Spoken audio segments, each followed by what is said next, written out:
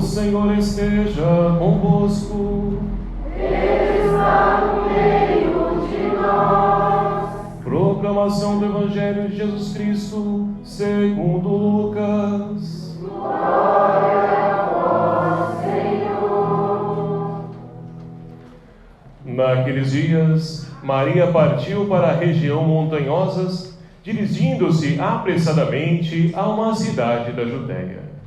Entrou na casa de Zacarias e cumprimentou Isabel. Quando Isabel ouviu a saudação de Maria, a criança pulou no seu ventre, e Isabel ficou cheia do Espírito Santo. Com um grande grito exclamou: Bendita és tu entre as mulheres, e bendito é o fruto do teu ventre. Como posso merecer que a mãe do meu Senhor me venha visitar? Logo que a tua saudação chegou aos meus ouvidos, a criança pulou de alegria no meu ventre.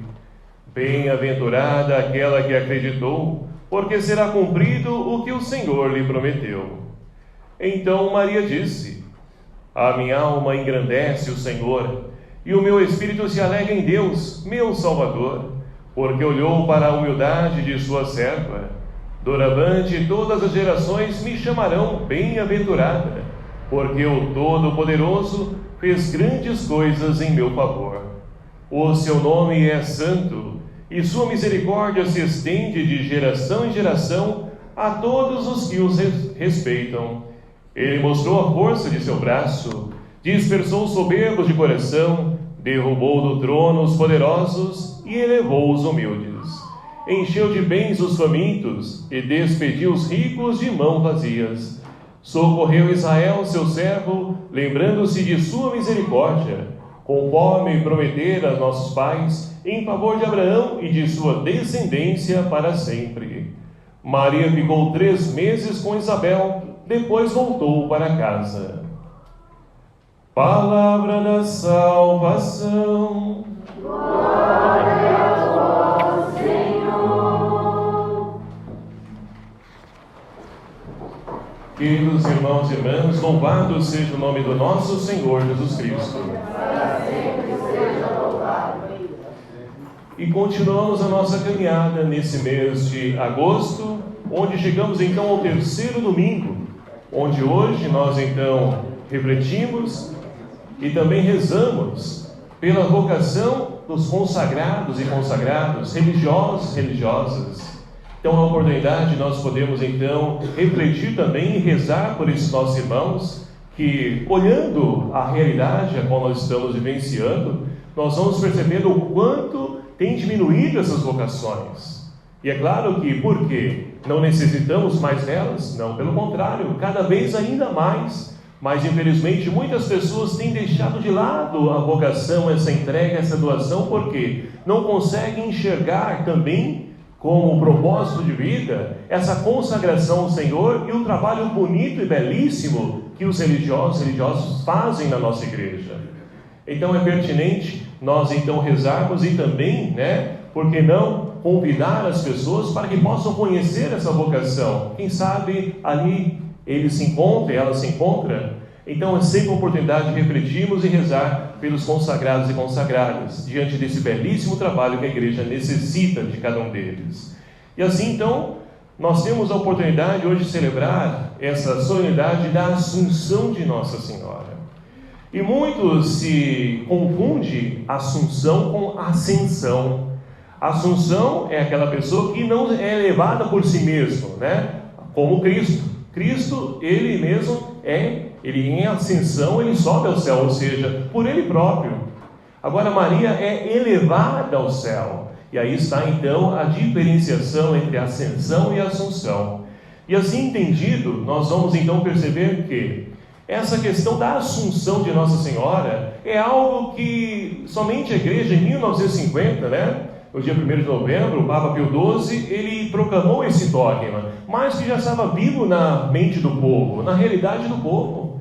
Olhando então para nós, enquanto seres humanos, falhos, limitados, quem de nós não gostaríamos de ter a nossa mãe ao nosso lado? Todos nós. E com Jesus, não iria ser diferente? É claro, Jesus então fez questão de ter a sua mãe em corpo e alma diante dele. Então é essa solenidade que hoje nós celebramos, que não precisa muito para a gente poder entender esse dogma da Assunção de Nossa Senhora. E assim nós podemos então perceber, queridos amados irmãos, e também nos enriquecer nessa solenidade, porque Maria, ela termina, ela completa a sua caminhada nessa entrega, nessa doação, de poder ser mãe do Salvador. Ela vive a sua vocação e, terminada essa vocação, ela volta para a casa do Pai. E assim também é a nossa fé. Nós sabemos que um dia também nós iremos voltar para a casa do Pai. Mas pouco trabalhamos isso na nossa vida, pouco refletimos sobre isso, porque queremos, é claro, olhar a nossa vida nessa realidade, mas faz-se necessário também nós pensarmos e traçarmos também planos para alcançarmos um dia a nossa meta, o nosso fim último. Porque não é assim, quando a gente quer, por exemplo, fazer uma viagem, um passeio, a gente vai se programando, se preparando. Por que não pensar dessa forma? Hoje a gente não escuta nada disso, ou seja, as pessoas só ficam de olho na vida presente. Mas espera aí, para nós a vida não termina aqui, ela continua em Deus. Essa é a nossa fé. Então nós devemos também fazer essa transição, essa passagem, essa preparação, para que quando esse dia chegar, não sejamos surpreendidos, por tal fato. E assim, a liturgia de hoje então nos enriquece e nos ajuda a podermos refletir sobre essa nossa caminhada rumo a Jerusalém Celeste. E para isso as leituras de hoje então nos enriquecem e muito, começando pela primeira leitura. Livro do Apocalipse. Quando se fala livro do Apocalipse, muitas pessoas, até traçado no final da cruz. Ai, meu Deus do céu, livro do Apocalipse. Mas é um livro que a gente não compreende. É um livro muito belo, da Sagrada Escritura. Por quê? É um livro onde então as pessoas estão passando, e principalmente a igreja, está sendo perseguida. E as pessoas estão sendo mortas, por serem cristãs. E muitos deles, então, para poder continuar anunciando, levando a esperança, porque a missão do profeta é essa, levar, alimentar a esperança para o povo, e não o desespero, Hoje nós temos muitas pessoas que, infelizmente, percorrem o caminho contrário. Ao invés, então, pessoas de comunidade, estou dizendo, viu? Ao invés de levar a esperança para as pessoas, cada vez mais amedrontam ainda mais as pessoas. A pessoa já está ruim, pessoas conseguem ainda tornar essa realidade pior ainda. E não é esse o papel nosso, enquanto cristãos. Precisamos elevar esperança, porque olhando a situação, por pior que ela seja, nós que acreditamos em Deus, sabemos que isso vai passar no momento e no tempo oportuno. E é claro, para isso nós precisamos então trabalhar e fazer a nossa parte, para que isso seja superado também por nós e com auxílio da graça de Deus. Então é esse o papel, que a comunidade está passando, essa perseguição. Mas olha só que linda essa leitura de hoje. Por quê? O autor, ou seja, João, ele consegue então contemplar no céu o templo de Deus. E olha só, em tempo de perseguição, ele consegue contemplar esse templo como? Que aparece então nos céus e no templo a Arca da Aliança. O que é a Arca da Aliança? Só a gente fazendo memória então, lá no Antigo Testamento, nós temos então Moisés, que no Monte Sinai ele recebe as tábuas da lei, e ali, onde então depois eles constroem uma tenda da reunião. Nessa tenda da reunião, o que tem nessa tenda? A presença de Deus, é claro, mas juntamente com essa presença de Deus, ela está uma arca, onde então foi depositada essas leis, os mandamentos, a qual o Senhor entregou a Moisés, e é guardado ali. Por quê? Para o povo judeu, ali é Deus presente também na vida do seu povo. Então, essa Arca da Aliança, no decorrer da história, ela some, a gente não vê mais na Sagrada Escritura falar da Arca da Aliança, mas agora o autor do livro do Apocalipse, ele consegue enxergar essa Arca da Aliança, que é a presença de Deus, que mais uma vez se faz presente na vida do seu povo. Então, isso, é claro, já nos enriquece de esperança, porque Deus, que então até então estava desaparecido, agora está presente novamente com o seu povo, ou seja, é Deus, mais uma vez, unido ao lado do seu povo. E olha só, então aparece mais um outro grande sinal. E o que é um sinal? Ora, esse sinal é algo que nos remete a algo extraordinário. algo que nós não conseguimos então entender. Então tem um outro sinal. E que sinal é esse? Uma mulher vestida de sol, tendo a lua debaixo dos seus pés, e sobre a cabeça uma coroa de 12 estrelas. E nós então, é claro, hoje celebrando a solenidade da Assunção de Nossa Senhora, nós vamos imaginar essa mulher que é Maria. E não está errado pensar isso, mas para a comunidade do tempo, a mulher é a igreja. É a igreja. A igreja, olha só, que é vestida de sol. E quem que é o sol da justiça? Lucas capítulo 1, diz que o sol nascente nos veio visitar. É Jesus Cristo. Então, essa igreja, essa comunidade está vestida de Deus. Está se revestida dele. E olha só, e ali então, tendo a lua debaixo dos pés. Ora, a lua nós sabemos que ela por si mesma, ela não tem o sol por si, ela reflete o sol. Então, essa lua pisa sobre, ou melhor dizendo, essa comunidade, ela pisa sobre então essa lua, ou seja, está acima, porque é ela que faz então irradiar essa luz que é Jesus.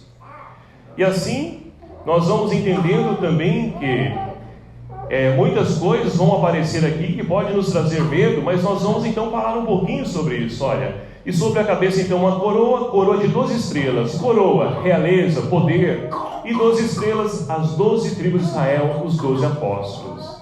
Então essa é a comunidade perfeita, a comunidade que vai então gerar, e nós vamos ver abaixo, esse Deus que está para poder ser gerado através do nosso testemunho, através das nossas atitudes. Mas olha só, em contrapartida, nunca o bem está tranquilo. E aí aparece mais um outro sinal. Um grande dragão, na cultura judaica, é uma das feras mais poderosas que existe. Então, é o lado do mal. E esse dragão, cor de fogo, tinha 7 cabeças, ou seja, 7 é o número da perfeição, sim. Tinha 7 cabeças. E que 7 cabeças são essas? E quem é esse dragão? Lá no livro do profeta Daniel, capítulo 7, a gente vai entender que esse dragão são os poderes da época, são aqueles que estão no poder, que atentam, investem contra o poder de Deus, contra aqueles que são de Deus, que buscam construir esse reino que Deus então convida e chama cada um de nós. Então são esses os poderosos que atentam e perseguem a igreja. Tem 7 cabeças, 10 chifres, olha só, é imperfeito. 10 chifres, chifre é sinal de medo, mas ele não é perfeito. E sobre então a cabeça 7 coroas, mais uma vez tem poder para isso sim. Com a cauda varria a terça parte das estrelas do céu. Então nós vamos percebendo que aqui uma luta entre o bem e o mal.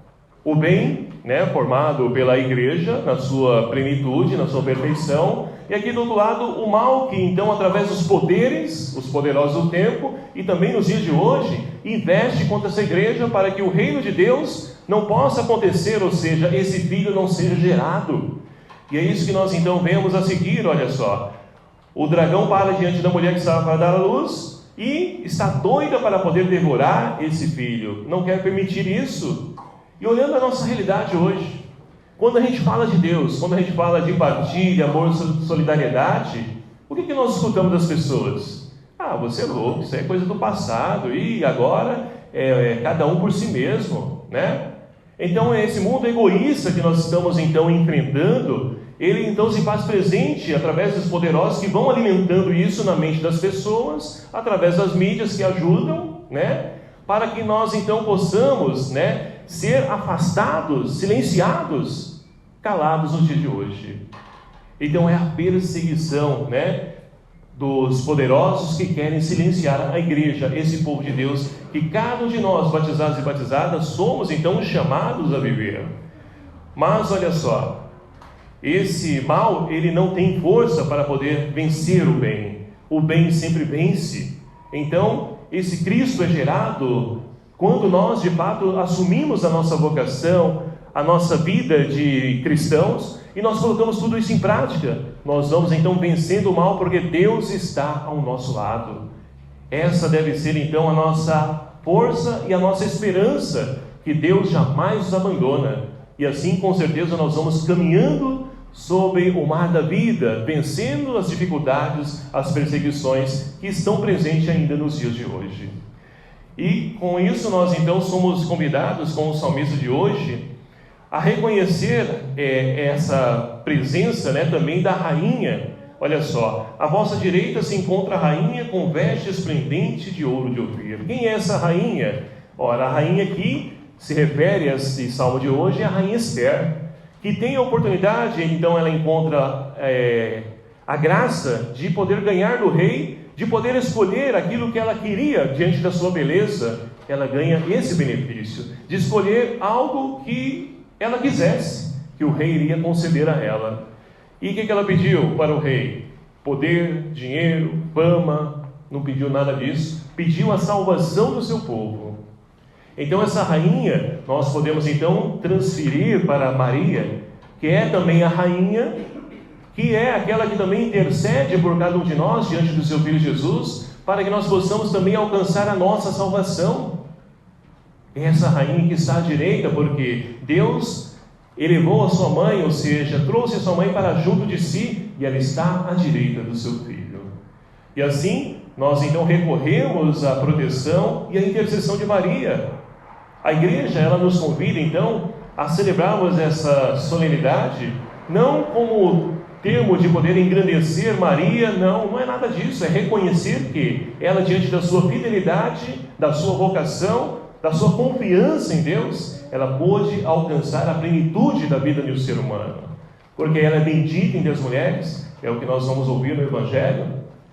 Ela então ganhou essa graça, por quê? Porque ela fez por onde? Ela viveu em tudo aquilo que foi a vontade de Deus, e também quer que nós possamos viver a vontade do seu Filho. Mas para isso é preciso, de fato, nós então empenharmos uma luta, porque não é fácil.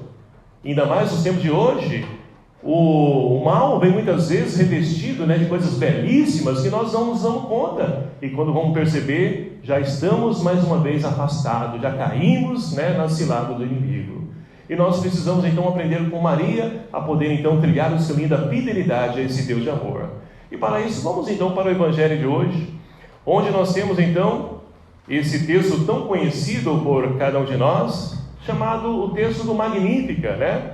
Que narra para nós o quê? O encontro de duas mulheres, ou seja, Maria, que após a saudação do anjo parte apressadamente e vai então lá à cidade da Judéia, na casa da sua prima Isabel. E ali então só se encontram, e Maria então fica com o Espírito Santo ali no seu ventre, gerando Jesus, vida, esperança. Chega ao encontro da sua prima, né? E ali a sua prima somente ouve a saudação de Maria, e João Batista, que já estava no ventre também de Isabel, ele pula de alegria também ao encontro de duas mulheres, mas também de dois homens, que mostram para nós o Antigo Testamento e o Novo Testamento, que está por vir através do nascimento de Jesus Cristo. Então é muito bonito e belo esse encontro, olhando para a realidade daquilo que está por vir na vida, e que nós, olhando então para o ventre de duas mulheres, não vamos conseguir enxergar além daquela realidade, uma vida que está por vir. Mas quem está por vir? Aqui no caso é Jesus, e aquele que é o precursor de Jesus, João Batista. Então nesse encontro Isabel se alegra e consegue desde já presenciar Deus agindo na história para mudar toda aquela realidade de dor e sofrimento do seu povo. E é por isso então que Isabel, com um grande grito, cheia do Espírito Santo, vai dizer: bendita és tu entre as mulheres, e bendito é o fruto do teu ventre. Como posso merecer que a mãe do meu Senhor me venha visitar? Então é bonito perceber Deus visitando o seu povo através de uma pessoa que muitas vezes vem na sua simplicidade, na sua humildade, como no caso de Maria. E assim, queridos amados irmãos, nós também podemos trilhar esse mesmo caminho, levar Jesus para tantas famílias necessitadas, famílias então feridas, chagadas no dia de hoje. Celebramos decorrer dessa semana, né? Semana Nacional da Família, e que não deveria ser uma vez só no ano, é muito pouco diante da realidade que as famílias passam hoje. Mas nós temos a graça aqui na nossa paróquia, né, de poder contar também com a pastoral familiar, que nos ajuda e tem essa meta, essa proposta de ajudar as famílias a se reencontrar, a de ser curada, a de poder ser restaurada, por que não? Então, temos essa oportunidade de poder também levar Jesus para as famílias, para que possam novamente reconstruir a sua casa e assim, com certeza, viver na alegria como Isabel também pôde presenciar essa presença de Deus visitando a sua casa, a sua família.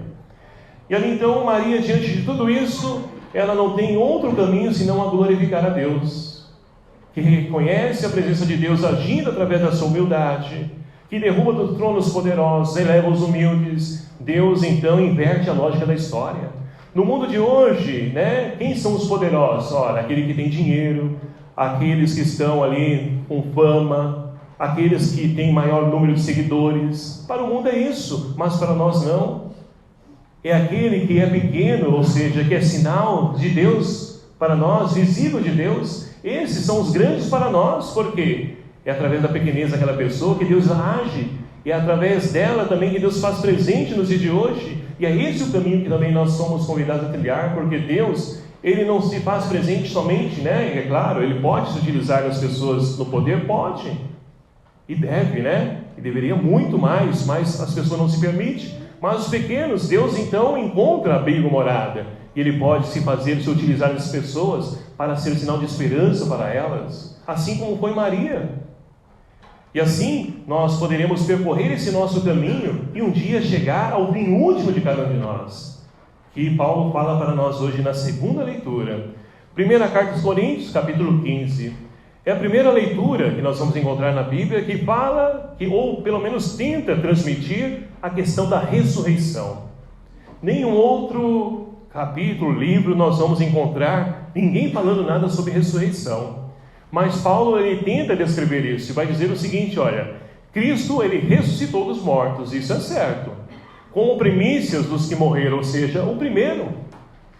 Ele foi o primeiro, mas olha só, se com efeito um homem veio à morte, ou seja, Adão, é também por um homem que vem a ressurreição dos mortos. Como se Adão todos morreram, em Cristo todos reviverão. Então é bonito, porque esse é o centro da nossa fé. E se nós temos a nossa vida presa somente a essa realidade desse mundo, nós vamos entrar como muitas pessoas no dia de hoje. Depressão, se perdendo porque não encontra um sentido para a sua vida, não tem alegria, não tem sonho, não tem perspectiva, porque, estou para falecer, quero morrer logo e pronto, e acabou. E não é isso. A nossa vida aqui é uma passagem, nós somos estrangeiros nessa terra. E um dia nossa morada celeste é o céu, a Jerusalém celeste, como a palavra de Deus nos diz. Mas nós precisamos então, torno a repetir, nos preparar para poder então voltar para a casa do Pai.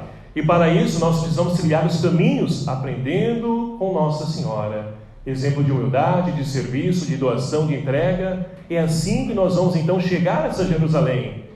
E assim, Paulo também, ele continua a dizer, olha só, assim será então o fim, quando ele se entregar à realeza a Deus Pai, depois de destruir todo o principado, porque a morte é o inimigo último a ser destruído, e Cristo destruiu ele.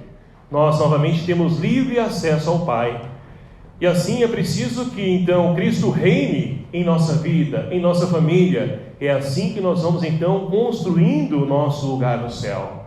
É assim que nós vamos alcançando essa graça, ou melhor dizendo, esse passaporte para essa terra estrangeira que nós iremos, mas tudo isso com a graça e o auxílio de Deus, porque sem Ele nada podemos. E aí você pode me perguntar, mas Paulo está falando aqui da ressurreição e de Maria. A solenidade de Maria, não há aqui indício de Nossa Senhora? Ora, está claro. Se nós então, com Cristo, nós também temos essa oportunidade de ressuscitar, Maria, ela percorreu esse caminho, ela foi então, depois de Cristo, ela que assumiu essa postura, ou seja, essa vida em Deus, do lado do seu Filho. Ela pôde experimentar isso, e isso nos anima, nos incentiva também a poder percorrer e trilhar o mesmo caminho que ela. Mas para isso, queridos amados irmãos, nós temos então o dragão que continua presente nos dias de hoje, impedindo que nós possamos alcançar esse nosso sonho, essa nossa meta. mas que Deus continua presente ao nosso lado, nos ajudando a poder vencer, seja qual for o adversário que vai surgir na nossa vida.